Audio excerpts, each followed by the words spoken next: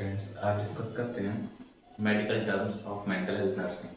मतलब medical terms क्या होती हैं मेंटल हेल्थ नर्सिंग में, या फिर ऐसे पॉइंट्स जो हमें याद होने चाहिए मेंटल हेल्थ नर्सिंग पढ़ते रहें। क्योंकि ये क्या होते हैं मेडिकल टर्म में सारी बातें लिखी होती हैं तो समझ में नहीं आता है इसका मतलब क्या है। पहले क्या पढ़ते हैं इसका medical terms of mental health nursing. पहला मेडिकल टर्म आता है एब्यूज।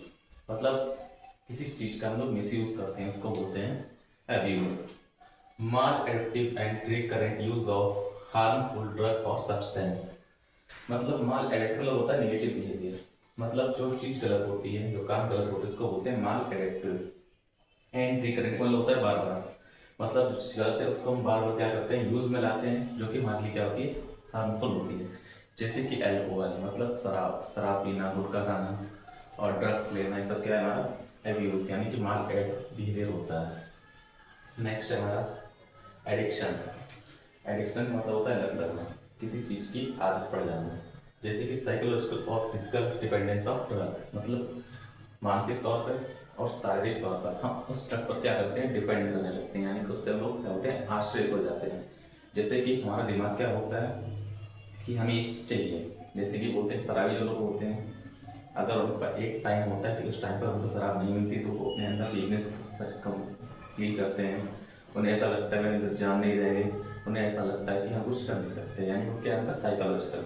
और फिजिकल मतलब क्या हाथ कांपने लगते हैं, स्वेटिंग होने लगती है, यानी क्या है उनका फिजिकल सिम्टम्स, यानी कि क्या डिपेंडेंस होती है, इसको बोलते हैं एडिक्शन, मतलब किसी चीज़ की लत लगना। नेक्स्ट है अफेक्ट। एक होता है हमारा अफेक्ट और एक होता है थिंकिंग, मतलब हम क्या सोचते हैं और जो हम काम करते हैं उसे हम लोग बोलते हैं अफेक्ट। ठीक है, इसमें लिखा है ऑब्जर्व एक्सप्रेशन और experience of subject feelings state including emotions. मतलब जो ऑब्जर्व करते हैं एक्सपीरियंस को, मतलब जो महसूस कर रहे हैं, यानी जो हमारी थिंकिंग है हमारा क्या है एक्सपीरियंस। और एक्सप्रेशन मतलब जो हमारे सामने आता है। और सब्जेक्टिव फीलिंग मतलब सब्जेक्ट हमारा एक होता है टॉपिक या उद्देश्य। इंक्लूडिंग इमोशन जो किसका इंक्लूड होता है हमारे इमोशंस के साथ, मतलब एक होता है मूड, एक होता है अफेक्ट। मूड में हम थिंकिंग करते हैं, अफेक्ट में उसका एक्शन करते हैं।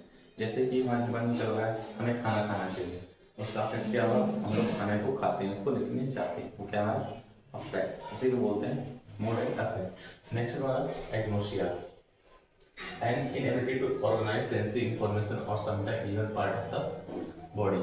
हम लोग क्या करते हैं कभी कभी अपने सेंसरी ऑर्गन को उस चीज को अचीव नहीं कर पाते।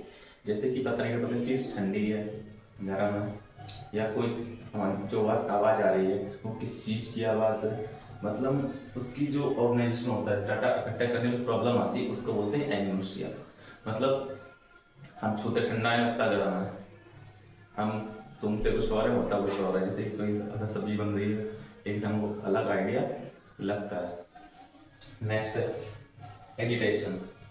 इसका होता है रेस्टलेसनेस और एक्सट्रीम वाटर डिस्चार्ज। मतलब इसमें क्या होता है हम लोग एक तरीके से थकावट ना आना, रेस्ट करने की इच्छा ना होना, और एक्सट्रीम मतलब होता है बहुत ज़्यादा वाटर डिस्चार्ज मतलब काम करना, जब बहुत ज़्यादा काम करते हैं उसी को हम लोग बोलते हैं एजिटेशन, मतलब रेस्टलेसनेस। नेक्स्ट है ambivalence, mixed and contractory feeling and attitude towards some same person और ऑब्जेक्ट। एम्बिवेलेंस का मतलब होता है दुविधा, किसी काम को करने में कोई दुविधा आती है। जैसे कि मिक्स्ड फीलिंग, हमें काम करना चाहिए या नहीं करना चाहिए। जैसे कि हमारे पास फॉर एग्जांपल हमसे कोई काम गलत होता है, हम सोचते हैं काम करें या ना करें। जैसे कि पेरेंट्स बहुत से होते हैं जो गर्ल्स को शॉर्ट्स पहनने में मना करते हैं, उनकी फ्रेंड्स गर्ल्स की बोलती हैं आपको शॉर्ट्स लेने चाहिए, तो वो ये सोचते हैं मुझे लेने हैं या नहीं लेने। अगर नहीं लिए तो फैमिली गुस्सा होगी, ना लिए तो फ्रेंड्स के सामने इमेज डाउन हो जाएगी। इसी को हम बोलते हैं एम्बिवेलेंस, मतलब किसी काम को करने के लिए कोई दुविधा आती है। ठीक है, नेक्स्ट है amnesia, loss of disturbance of memory. मतलब हमारा क्या होता है मेमोरी लॉस होना या डिस्टर्ब होना मेमोरी का, क्या कहता है एमनेसिया। अब हम लोग नेक्स्ट देखते हैं एनहेडोनिया। इसका होता है इनएबिलिटी टू एक्सपीरियंस प्लेजर। मतलब एन मतलब एब्सेंस, हेडोनिया मतलब प्लेजर, मतलब एब्सेंस ऑफ प्लेजर या इनएबिलिटी टू एक्सपीरियंस प्लेजर, मतलब हमको खुशी नहीं होती या खुशी को महसूस नहीं कर सकते। मतलब जैसे कि हम लोग कहीं गए, घूमना में अच्छा लगता है, हमारी आदत है घूमना में अच्छा लगता है, लेकिन हम जब कभी डिप्रेशन में होते हैं, स्ट्रेस में होते हैं, तब हमें वो चीज़ खराब लगती है, तो वो एक्सपीरियंस खुशी नहीं देती, उसी को बोलते हैं एनहेडोनिया। नेक्स्ट है aphonia, inability to produce vocal sound, मतलब हम लोगों में एक पैथोलॉजिकल नहीं साइकोलॉजिकल इनएबिलिटी आती है कि वोकल कॉर्ड से साउंड नहीं निकलता, मतलब हम लोग बोल नहीं पाते, आवाज़ नहीं आती है। जैसे कि कोई आप लोगों से बोल देता है एकदम कि आपको स्पीच देनी है बच्चों के सामने खड़े होकर, तब मुझसे आवाज़ नहीं निकलती है, कोशिश करते निकलता ही नहीं मुझसे, उसी को कंडीशन बोलते हैं अफोनिया, मतलब inability to produce vocal sound, आवाज़ ही नहीं निकलना। ठीक है, ऐसा नहीं आप बोल नहीं पाते, बोल लेते लेकिन आपका उस टाइम पर आवाज़ नहीं आती। नेक्स्ट है autistic thinking, thinking is not according with the consequence reality, मतलब जो हमारी थिंकिंग होगी वो रियलिटी बेस्ड नहीं होगी, वो हमारी इनर फीलिंग बेस्ड थिंकिंग आती है। जैसे कि यहाँ कोई खत्म हो जाए, कुछ हो जाए, हम खुद समझ नहीं पाए हुआ क्या है, हम इनर फीलिंग देखते हैं ना कि आउटर फीलिंग को एक्सपीरियंस करते हैं, उसको बोलते हैं ऑस्टेटिक थिंकिंग।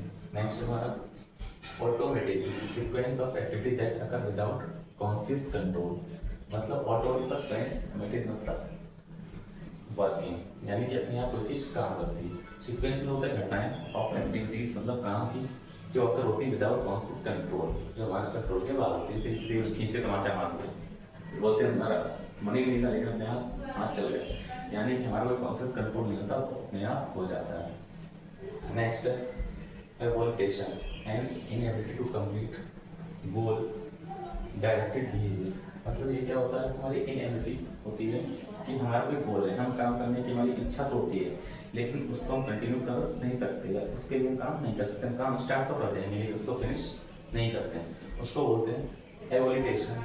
जैसे कि आपने सोचा हमें कल तक पढ़ाई करनी है, लेकिन आपने स्टार्ट की पढ़ाई लेकिन उसका लास्ट तक नहीं ले जा पाते, उससे पहले इसको छोड़ देंगे, उसको बोलते हैं एवोल्यूशन।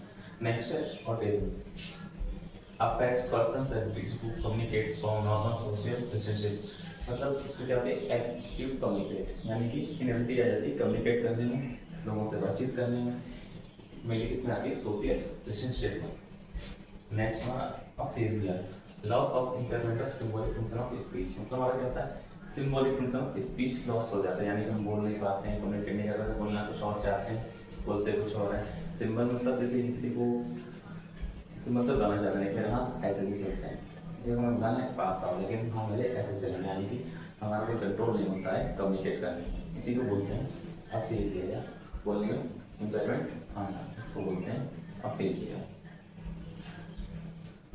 एक बार सोचते हैं ऑटिज्म क्या होता है, affect person to communicate from normal social relationship, मतलब हमारा जो अफेक्ट होता है पर्सन का एबिलिटी चली जाती है कम्युनिकेट करने में, कौन सा हमारा फ्रॉम नॉर्मल सोशल रिलेशनशिप, जिसका हमारा सोशल रिलेशनशिप होता है सबसे, जैसे कि माँ के साथ, भाई के साथ और लोगों से जो रिलेशनशिप होता है उसको बोलते हैं नॉर्मल सोशल रिलेशनशिप। आज खाली इतना ही, आप लोग कल नेक्स्ट पढ़ेंगे अदर टर्म्स। अगर वीडियो समझ में आती है तो मेरे चैनल को लाइक कीजिए, सब्सक्राइब कीजिए। Thank you class.